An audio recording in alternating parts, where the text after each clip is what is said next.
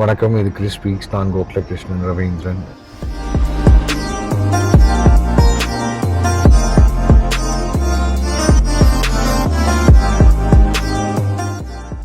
எங்கே வந்திருக்கோம் அப்படின்னு பார்த்தீங்கன்னா ரங்கநாத சுவாமி.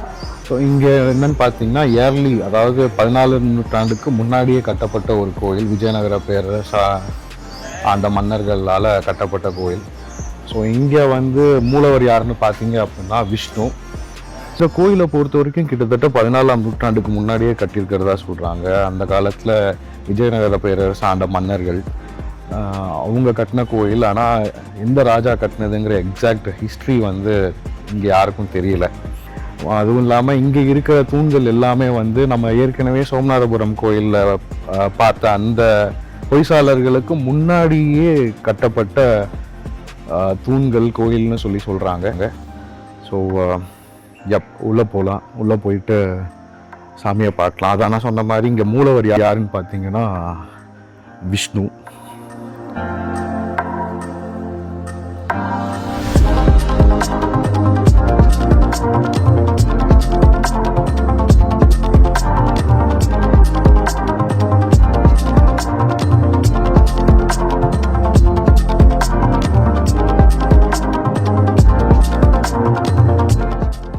அடுத்து நம்ம போகிறது சிந்தாமணி. சிந்தாமணிங்கிறது என்னென்னா ராமரும் சுக்ரீவரும் அங்கே தான் முதல்ல சந்தித்த இடமாமா. ஸோ அங்கே தான் நம்ம இப்போ போகிறோம். நான் அங்கே போயிட்டு தொடர்ந்து கண்டினியூ பண்ணுறேன். இங்கே தான் சுக்ரீவரும் ராமரும் முதல்ல பார்த்துக்கிட்ட இடம். லைக் இது கோயில் மாதிரி தான் இருக்குது. நிறைய வரலாறுகள் ஹம்பிக்கு பின்னாடி இருக்குது. நிறைய சொல்லப்படாத வரலாறுகள் இருக்குது.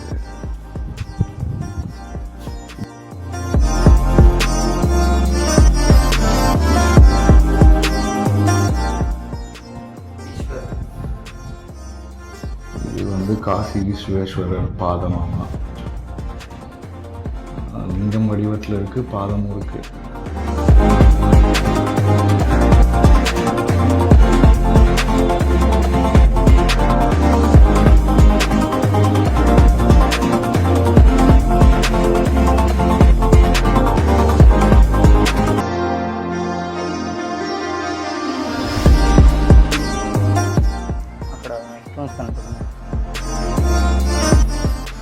இங்கே வாலிக்கும் சுக்ரீவருக்கும் போர் நடந்ததாகவும், அந்த சமயத்தில் ராமர் அனுமர் இவங்க எல்லாமே சுக்ரீவருக்காக போர் புரிஞ்சதாகவும் வரலாறு இருக்குது. போர் எதுக்குன்னு பார்த்தீங்க அப்படின்னா, யார் கிஷ்கிந்தா ராஜ்யத்தை ஆட்சி பண்ணுறது அப்படிங்கிறதுல ஒரு போர் நடந்திருக்கு. அது நடந்த இடம் இந்த துங்கபத்ர நதிக்கரையில் தான் நடந்திருக்கு. இப்போ நான் இருக்கிற இடம் பார்த்தீங்க அப்படின்னா ராமரும் சுக்ரீவரும் முதல்ல மீட் பண்ண இடம். இதுக்கப்புறம் போர் நடந்திருக்கு. ஸோ ராமரும் சுக்ரீவரும் எதுக்கு மீட் பண்ணாங்க அப்படின்னா, ராமர் அந்த சமயத்தில் சீதா பிராட்டியை தேடிட்டு இருக்கும்போது சுக்ரீவோட உதவியை நாடி கிஷ்கிந்தா சாம்ராஜ்யம் வராரு. அப்போது அவங்களோட முதல் சந்திப்பு இந்த இடத்துல தான் நடந்திருக்கு. போருக்கு அப்புறம் பார்த்தீங்க அப்படின்னா ராமர் அனுமர்கிட்ட சிந்தாமணிங்கிற ஒரு மணியை கொடுத்ததாகவும், அதை அனுமர் எடுத்துட்டு சீதா பிராட்டியை தேடி போனதாகவும் ஒரு வரலாறு இருக்குது. ஹம்பியை பொறுத்த வரைக்கும் நிறைய வரலாறுகள் இருக்குது. வடக்கு ஹம்பியை பொறுத்த வரைக்கும் அன்எக்ஸ்ப்ளோர்டு சைட்ஸ் இங்கே நிறைய இருக்குது.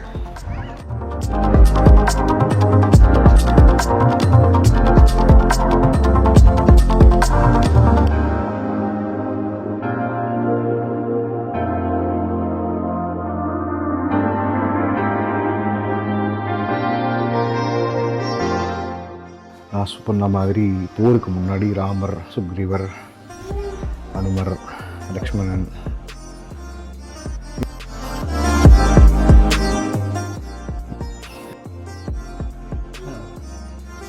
போருக்கு முன்னாடி சந்திச்சுக்கிட்ட இடமா இது.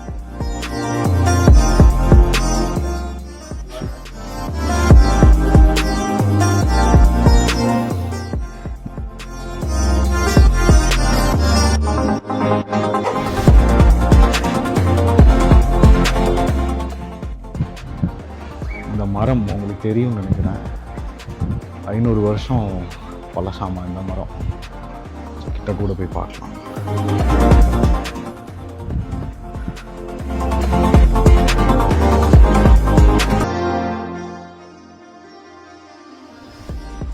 இது என்ன மரம்னு தெரியல. உங்களுக்கு யாருக்காவது தெரிஞ்சதுன்னா கமெண்ட்ல சொல்லுங்க. பூ எல்லாமே வந்து வெள்ளை கலர்ல இருக்கு. 500 வருஷம் பழசா இந்த மரம்.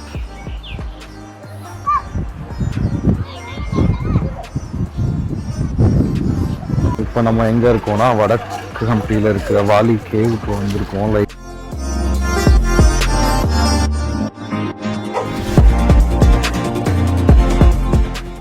அதாவது துர்காதேவி கோவில் இருக்கு.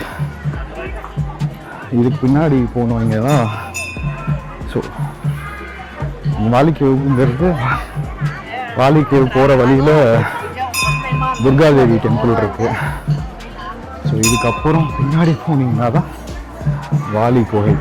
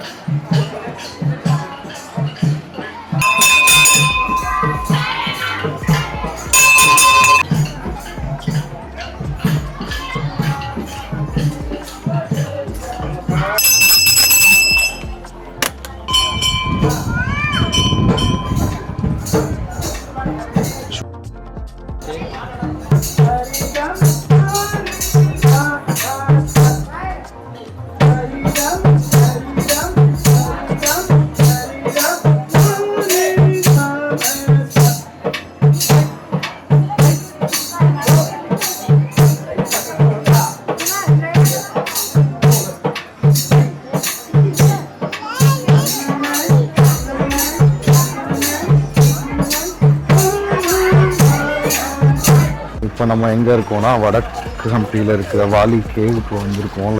ஸோ இதுதான் வாலி கோயோட என்ட்ரன்ஸ். அண்ட் சொன்ன மாதிரி சுற்றி சுவர் எழுப்பியிருக்காங்க.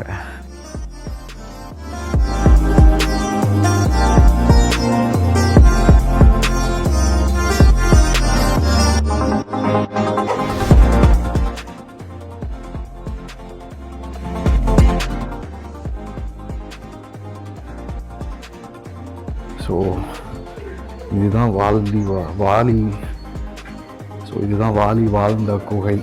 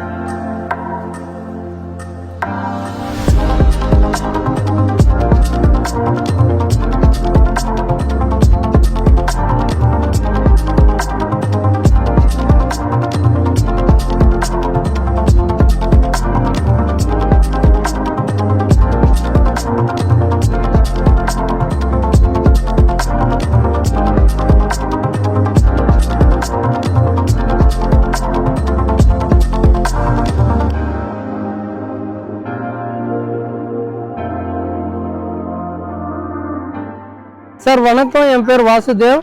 நான் வந்துட்டு இங்கே ஹம்பி கைடாக ஒர்க் பண்ணிட்டு இருக்கேன். இந்த இடத்த வந்துட்டு ஹம்பியில் விட்டலாபுரம்னு சொல்லுவாங்க, பிரதாபருத்ர அக்ரஹாரம்னு கூட சொல்லுவாங்க. 1435 பிரௌட தேவராயருங்கிற ஒரு பேரரசு சங்கம வம்சத்தோட ஃபேமஸ் கிங் பேரரசு வந்துட்டு பிரௌட தேவராயர். அவருக்கு வந்து இரண்டாம் தேவராயர்னு சொல்லுவாங்க. அவர் காலகட்டத்தில் வந்துட்டு இந்த கோயில் கர்ப்பகிரகம் நிர்மாணம் ஆகுதுங்க. அந்த காலகட்டத்தில் வந்துட்டு மகாராஷ்டிராவில் வந்து சுல்தானர்கள் ஆட்சி பண்ணிட்டு இருப்பாங்க. அந்த டைமில் வந்து இப்போ பண்டரிபுரம் இருக்கு இல்லைங்களா, அங்கே இருக்கிற 2 மூர்த்திகள் சிலைகள் விட்டலர் அப்புறம் வந்துட்டு ருக்மிணி தேவி, அந்த சிலைகளை உடைச்சிருவாங்கன்னு சொல்லிட்டு சுல்தானர்கள் அதை வந்து ப்ரொடெக்ட் பண்றதுக்காக அந்த சிலைகளை எடுத்துட்டு வந்து இங்க பிரதிஷ்டாபனை பண்றாங்க. அதனால இங்க ஒரு கர்ப்பகிரகம் நிர்மாணம் ஆகுதுங்க 1435ல. அதுக்கு அடுத்தது வந்துட்டு பிரௌட தேவராயர்ல இருந்து கிருஷ்ண தேவராயர் வரைக்கும் 80 ஆண்டுகள் காலம் இந்த ஒரு கோயில் இந்த கோயில் கட்டடம் கம்ப்ளீட் ஆகுதுங்க. அதுக்கு அடுத்தது வந்துட்டு கிருஷ்ண தேவராயர் காலத்துல வந்து கம்ப்ளீட் மகாராஷ்டிரா, சவுத்துல ஸ்ரீலங்கால இருந்து மகாராஷ்டிரா ஒடிசா வரைக்கும் அவரோட கண்ட்ரோல்ல இருக்கு. அதனால அந்த மூர்த்திகளை சிலைகளை வந்துட்டு மூலஸ்தலத்துக்கு எடுத்துட்டு போயிடுறாங்க. அதனாலதான் இப்போதைக்குமே அங்க வந்து ஆராதனை பண்றப்போ கன்னட விட்டலா பண்டரீச்சான்னு சொல்லிட்டு ஆராதனை பண்றாங்க. ஸோ அதுக்கு அடுத்தது அந்த மூர்த்திகளை ரிட்டர்ன் எடுத்துட்டு போனதுக்கு அப்புறம் வேற ஒரு சிலைகளை இங்க வேற ஒரு சிலைகளை பிரதிஷ்டாபனை பண்றாங்க. அந்த புது சிலைகள் வந்துட்டு 1565ல ஒரு போர் ஆகுதுங்க, பேட்டில் ஆஃப் தாலிகோட்டா. அந்த தாலிகோட்டா போரில் வந்து 5 ஷாஹி சுல்தானர்கள், பிஜாப்பூர் ஆதில் ஷாஹி, கோல்கொண்டா குத்துப் ஷாஹி, அஹமத்நகர் நிஜாம் ஷாஹி, பீதர் பரீத் ஷாஹி, பீரார் இமாத் ஷாஹின்னு 5 ஷாஹி சுல்தானர்கள் வந்து கம்பைன்டு ஃபோர்ஸ் விஜயநகர போர் வீரர்களை ஜெயிக்கிறாங்க.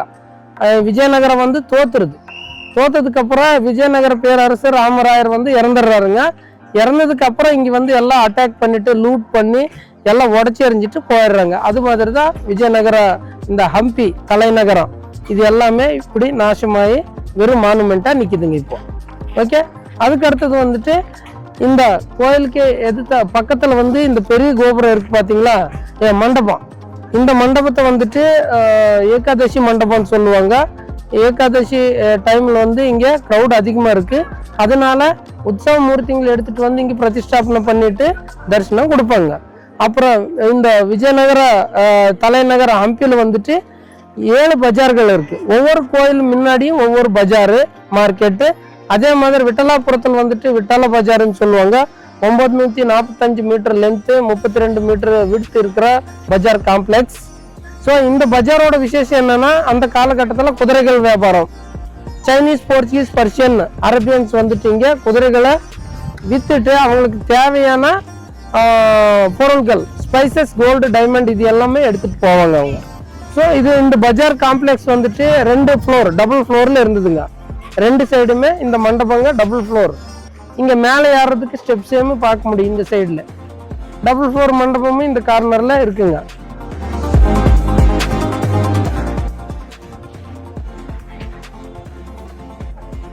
ஓகே, வாங்க இப்போ உள்ள போகலாம். இந்த பக்கம் பார்த்தீங்கன்னா பஜனா மண்டபம். இந்த 15th செஞ்சுரியில வியாசராயரோட சிஷ்யர்களான புரந்தரதாசா, கனகதாசா இவங்க எல்லாம் கீர்த்தனைகளை எழுதி பாடின இடம். அப்புறம் இந்த வாஸ்து பிரகாரம் ஆக்னேய சைடில் வந்துட்டு கிச்சன் ஹால், மடப்பள்ளி. அப்புறம் அந்த காம்பவுண்ட் வாலுக்கு அட்டாச் ஆன மாதிரி மண்டபங்கள் இருக்கு பார்த்தீங்களா. இது வந்து அந்த காலத்தில் ராமானுஜ கூட்டமாக இருந்துச்சு, ஒரு எஜுகேஷன் சென்டராக இருந்துச்சு. லைக் கிளாஸ் ரூம் மாதிரி ஒர்க் பண்ணுங்க இந்த மண்டபம். அதுக்கு அடுத்தது வந்து விட்டலர்னா கிருஷ்ணர், அவருக்கு எதிர்த்தாப்புல 5 பீடங்கள் இருக்கு. முதல்ல இருக்கிறது வந்து துளசி மடம். வாங்க. 3வது நைவேத்திய பீடம், 4வது வந்துட்டு அஷ்டதிக் பாலக பீடம் சொல்லுவாங்க, 5வது ரதம் தேர். இந்த மாதிரி தேர் நம்ம நாட்டில் வந்துட்டு முக்கியமா 3 பிளேஸ்ல இருக்கு இந்தியால. ஃபர்ஸ்ட் வந்து மகாபலிபுரம்ல 5 ரதங்கள், மொனாலித்திக் ஒரே கல்லில் செதுக்கப்பட்ட ரதம், அது வந்துட்டு பாண்டவ ரதம்னு சொல்லுவாங்க. 2வது ஒடிசா கோனார்க்ல. 3வது வந்து 1513 வந்து கிருஷ்ணதேவராயர் ஒடிசா மேல திக்விஜயம் சாதிக்கிறாருங்க. அந்த திக்விஜயத்தோட நினைவுக்காக இந்த விஜய ரதத்தை நிர்மாணம் செய்யறாருங்க. ஸோ இது வந்து ஒரே கல்லில் செய்ய கிடையாது, 7 லேயர்ஸ் இருக்கு. 24 பீசஸ்ல இன்டர்லாக் சிஸ்டம்ல செட் செஞ்சு வச்சிருக்காங்க. ஓகேங்களா. அதுக்கப்புறம் வந்துட்டு 50 ரூபாய் நோட்ல இதே பேஸ்ல இருக்கிறது சார். இந்த தேருக்கு வந்துட்டு ஆரம்பத்துல குதிரைகள் இருந்துச்சுங்க. இந்த சுல்தானர்கள் வந்து அந்த குதிரைகளை உடச்சி எறிஞ்சிட்டாங்க. அதுக்கப்புறம் எக்ஸ்கவேஷன் டைம்ல பக்கத்துல கிடைச்ச யானைகள் வந்து இங்க பிக்ஸ் பண்ணியிருக்காங்க கவர்மெண்ட்.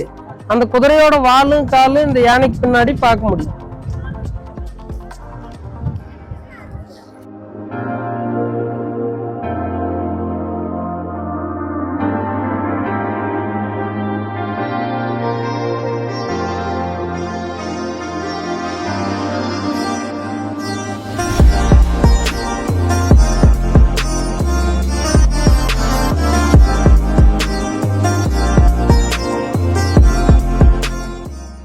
இந்த ஒரு மண்டபத்தை வந்து நாட்டிய மண்டபம்னு சொல்லுவாங்க.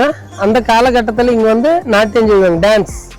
ஸோ அப்போ வந்துட்டு இந்த பெரிய தூண்கள் இருக்கு பார்த்தீங்களா, இந்த மாதிரி தூண் 56 தூண்கள் இருக்கு இந்த மண்டபத்தை சுற்றி. 56ல் 2 தூண் உடஞ்சிருச்சு, இன்னும் 54 தூண் இருக்கு. இந்த பெரிய தூணுக்கு மேலே சின்ன சின்ன பில்லர்ஸ் இருக்கு, செதுக்கியிருக்காங்க. ஸோ இந்த தூண்களை வந்து அந்த காலகட்டத்தில் வாசிப்பாங்க, சந்தன குச்சியால் வாசிப்பாங்க. அந்த ஒரு சவுண்ட்லேயே அவங்க டான்ஸ் பண்ணுவாங்க. ஃபார் எக்ஸாம்பிள் இசை தூண்கள் இங்க அந்த கார்னர் பாருங்க, சிற்பத்துக்கு கையில வந்து மிருதங்கம் இருக்கு. அது மாதிரி ஒவ்வொரு தூண்லும் ஒவ்வொரு இன்ஸ்ட்ருமெண்ட் இருக்கு. அந்த இன்ஸ்ட்ருமெண்ட் அது இருக்கிற தூண்ல அதே சவுண்டு தான் வருது, இப்போதைக்கும் வருது. ஆனா இப்ப அலோவ் இல்லை, அதனால கவர்மெண்ட் என்ன பண்ணிருக்கு, அந்த சவுண்டு வந்து ரெக்கார்ட் பண்ணிட்டு QR கோட் செஞ்சு வச்சிருக்காங்க இந்த சைடு. இதை வந்து ஸ்கேன் பண்ணி நம்ம கேட்க முடியும் இப்போதைக்கு.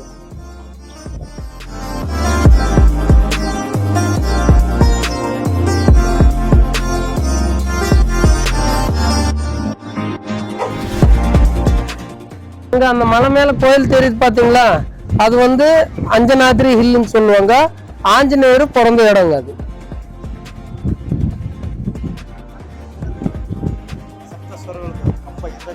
ட்ரீ தெரியுது பாத்தீங்களா, 165 இயர் ஓல்டு ட்ரீ சார், சம்பா ட்ரீ.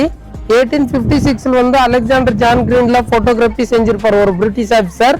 அந்த போட்டோல வந்து சின்ன செடியா இருந்துச்சு, இப்போதைக்கு பெரிய மரமா வளர்ந்து நிக்குது. 165 இயர் ஓல்டு ட்ரீ.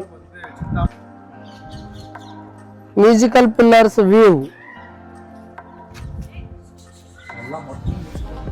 ஆமா,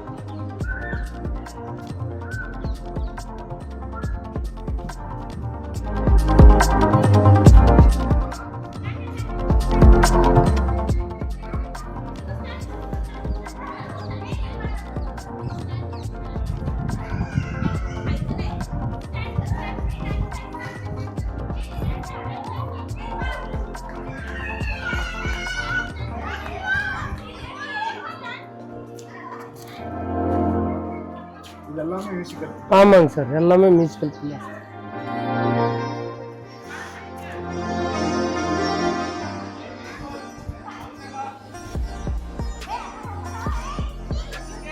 சார் கோயில் வந்துட்டு 4 ஏக்கரில் இருக்கு. பிரகாரம் வந்து சுத்தி வர்றதுக்கு ஆகாதுன்ட்டு அண்டர் கிரவுண்ட்ல பிரகாரம் செஞ்சிருக்காங்க அந்த காலகட்டத்தில்.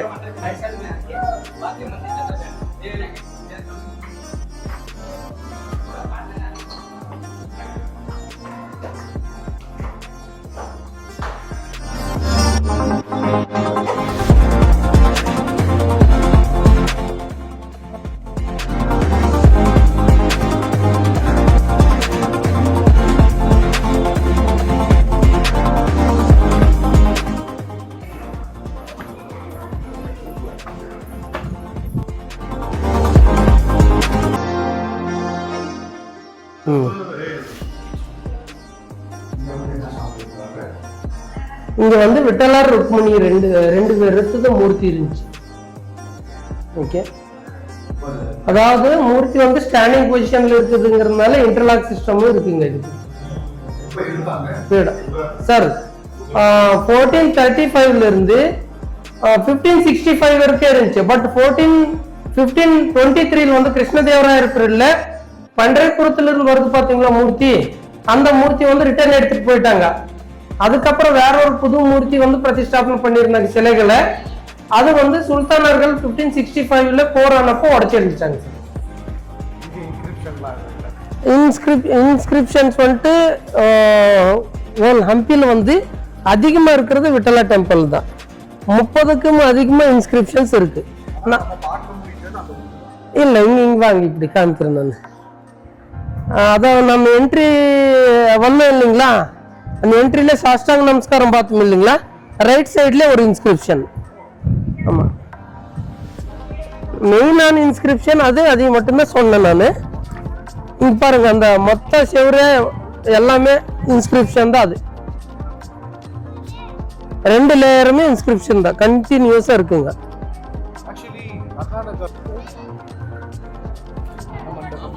கல்யாண மண்டபம், விட்டலர் ருக்மிணி தேவியோட கல்யாணோத்சவம் செய்யறதுங்க, வருஷத்துக்கு ஒரு முறை நடந்தது அந்த காலகட்டத்தில்.